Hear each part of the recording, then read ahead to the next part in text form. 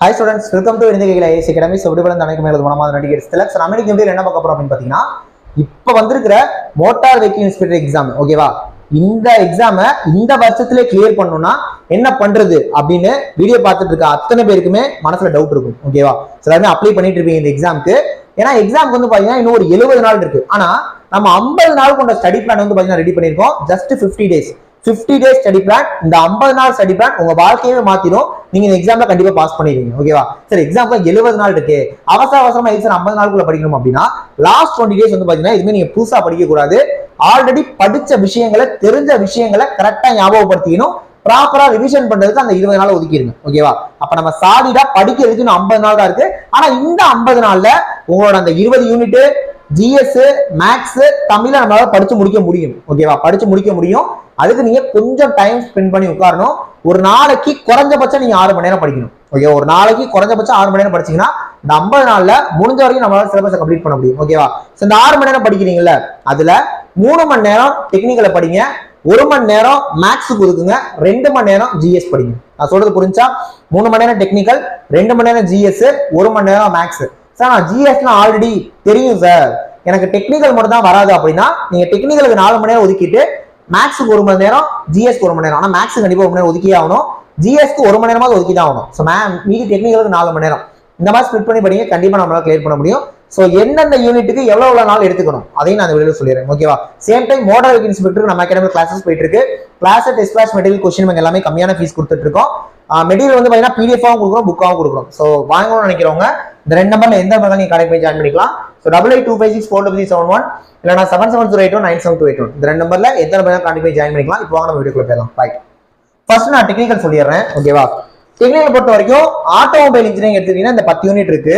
ஓகேவா அடுத்து மெக்கானிக்கல்னா ஒரு 10 யூனிட் இருக்கும் அப்ப 20 யூனிட்டான்னு கேட்டீங்கன்னா ஆனா சிலபஸ் குள்ள போய் பாத்தீங்கன்னா 20 யூனிட் இல்ல வெறும் 15 யூனிட் தான் என்ன சார் 20 யூனிட் இல்லையா 15 யூனிட்டான்னு நீங்க கேட்கிறப்பே நமக்கு ஒரு 5 யூனிட் குறையுது ஓகே 20 யூனிட்னு சொல்லி நம்ம பயந்துட்டு இருந்தோம் அதை ஒரு 5 யூனிட் எடுத்தீங்கன்னா மொத்தம் 15 யூனிட் தான் ஓகே இந்த 15 யூனிட் 50 நாள்ல படிக்க முடியுமா 3 மணி நேரம் 4 மணி நேரம் ஒதுக்கினா கண்டிப்பா படிக்க முடியும் ஓகே ஒரு நாளைக்கு 3 4 மணி நேரம் டெக்னிக்கல் படிச்சாலே இந்த 50 நாள்ல 15 யூனிட் முடிக்க முடியும் ஓகேவா என்ன சார் அப்படின்னா ஆட்டோமொபைல் இருக்க 10 யூனிட் பாத்துக்கோங்க mechanics of materials production technology triple கொடுத்துருக்காங்க basics of mechanical engineering automobile engines autotronics transmission and controls industrial management road transport body building technology computer integrated programming இந்த 10 யூனிட் இருக்கும் ஆட்டோமொபைல்ல இப்ப மெக்கானிக்கல் இன்ஜினியரிங்ல இருக்க 10 unit எடுத்து பார்த்தா இதுல முதல் யூனிட் வந்து பாத்தீங்கன்னா யூனிட் 8 என்ன சார் யூனிட் 8னா இதுல 8வது யூனிட்டா இருந்ததுல இந்த இண்டஸ்ட்ரியல் மேனேஜ்மெண்ட் அப்படிங்கிறது தான் இதுல முதல் யூனிட்டா கொடுத்துருக்காங்க 2வது யூனிட் என்னன்னா இண்டஸ்ட்ரியல் இன்ஜினியரிங்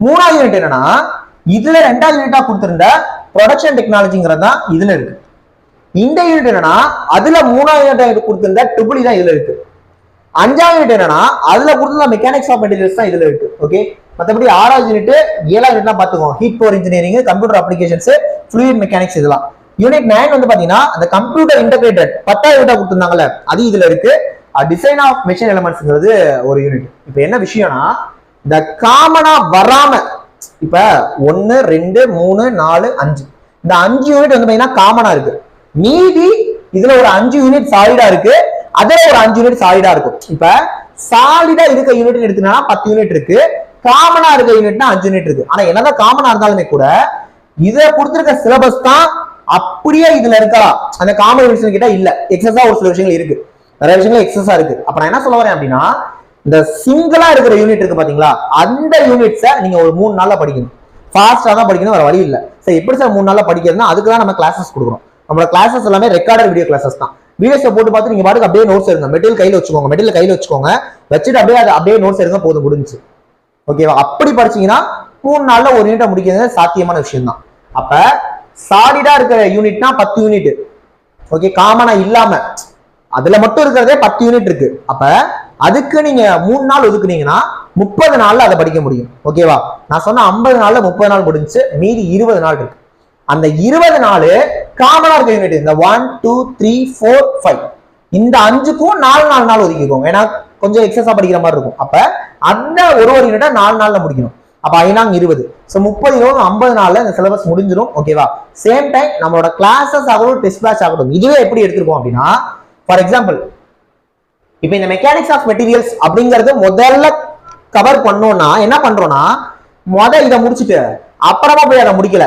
இதை முடிக்கிறப்ப நம்ம என்ன பண்ணிடுறோம்னா இதுல கவர் ஆகிறத முடிச்சுட்டு இங்க அந்த மெக்கானிக்ஸ் ஆஃப் மெட்டீரியல்ஸ் இங்க கவர் ஆகும். இதை கொண்டு வந்து அங்க இணைச்சிடுறோம். ஓகேவா? இந்த சிலபஸ் அங்க இணைச்சிடுறோம். அப்ப உங்களுக்கு படிக்கிறப்ப அந்த 15 யூனிட் ஃப்ளோக்கு தான் நாங்க கொடுத்துருக்கோம். ஓகே, ஸோ அதை நீங்க பாத்துக்கோங்க. இந்த மாதிரி படிச்சீங்கன்னா டெக்னிக்கலா முடிச்சிட முடியும். Okay, next GS.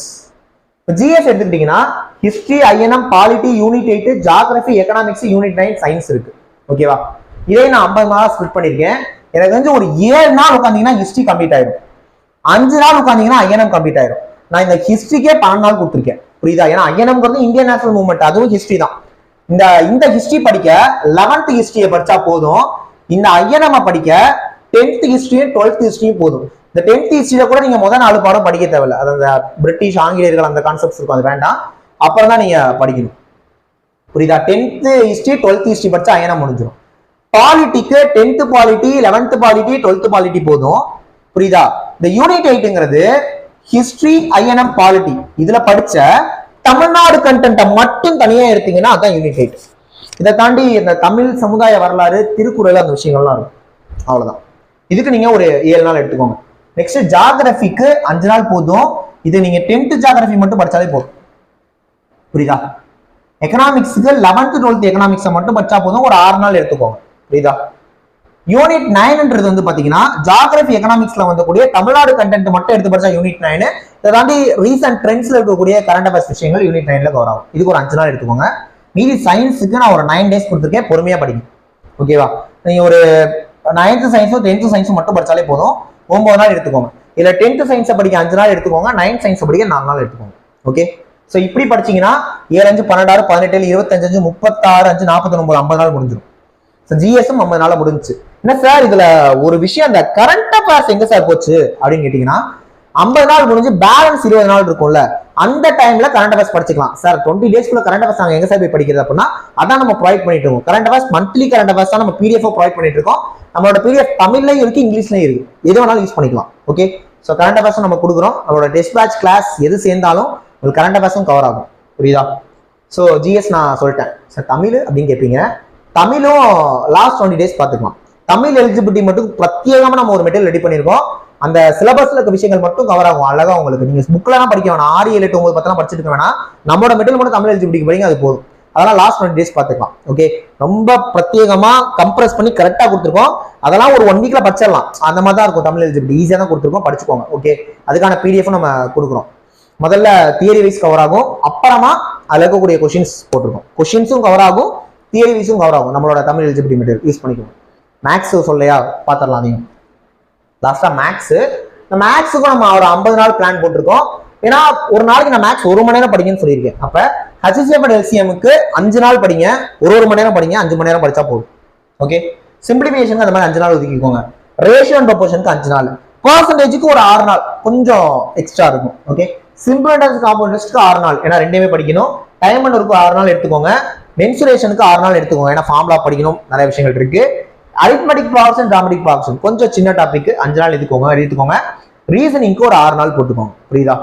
ஸோ இந்த மாதிரி படிச்சீங்கன்னா 50 நாளையில நம்மளால இந்த மேக்ஸ் கண்டென்ட், இந்த ஜிஎஸ் கண்டென்ட், உங்களோட டெக்னிக்கல் கண்டென்ட் படிக்க முடியும். நான் கரண்ட் அஃபேர்ஸ் தமிழ் எலிஜிபிலிட்டி மட்டும் சொல்லல, அதை லாஸ்ட் 20 நாள் படிச்சுக்கலாம். நம்மளோட மெட்டீரியல் படிங்க போதும். ஓகேவா? ஸோ ஓவராலாவே நான் என்ன சொல்றேன்னா, இந்த விஷயங்களை இந்த 50 நாளைக்குள்ள 70 நாளைக்குள்ள பண்ணணும்னா நம்மளோட கோர்ஸ்ல ஜாயின் பண்ணிக்கோங்க. டெஃபினட்டா உங்களுக்கு ஹெல்ப்ஃபுல்லா இருக்கும். நான் கிளாஸஸ் எல்லாமே ரெக்கார்டர் கிளாஸா கொடுக்குறோம். டெஸ்ட் மெட்டீரியல் எல்லாமே ப்ராப்பரா கொடுத்துட்டு இருக்கோம். அதை கரெக்டா சரசரசன அதை ஃபாலோ பண்ணீங்கன்னா முடிச்சிடலாம். இதை முடிச்சிங்கன்னா இந்த வருஷம் MBA நம்மளால வேலைக்கு போக முடியும். ஓகே, வேலைக்கு போகணும் தானே படிக்கணும், அதுக்கான அப்ளை பண்ணியிருக்கோம். ஓகே, ஸோ அதனால நல்லா படிங்க, பார்க்கலாம்.